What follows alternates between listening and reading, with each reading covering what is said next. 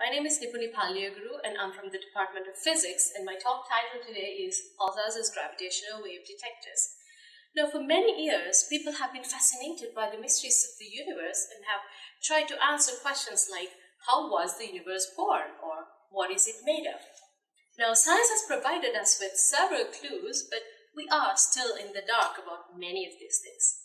Fortunately for us, though, there could be a new way of looking at the universe through gravitational waves. Now, gravitational waves are ripples in space and time, kind of like ripples in a pond.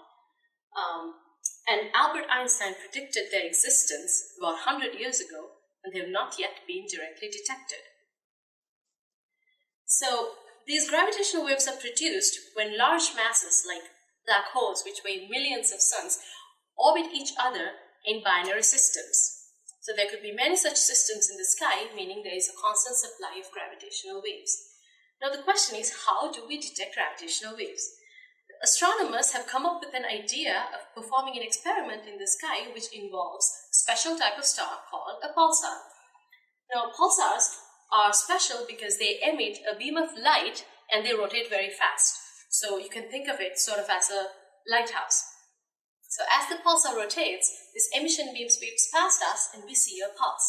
Now the pulsar makes many rotations and we see several pulses, a nice periodic train of pulses. Now imagine there's a gravitational wave passing by. So these are ripples in space and time. So this is going to introduce perturbations to this nice periodic train of pulses. So this is the effect we are looking for. Very small perturbations in the arrival time of pulses here on Earth. Okay, so now everything sounds good, but turns out there are some problems. The biggest issue is there is gas and dust between us and the pulsar, which we call the interstellar medium. So what happens is when the light from the pulsar travels through this interstellar medium, it introduces additional delays. So we have to remove these additional delays from our data. My PhD thesis investigates the effect of interstellar medium and how we can account for these additional delays. I have used a technique called cyclic spectroscopy, borrowed from the engineering community, to identify these delays in our data. My work shows that when interstellar medium delays are removed, this improves our arrival times by 35%. This means we're one step closer towards detecting the actual gravitational wave signal in our data.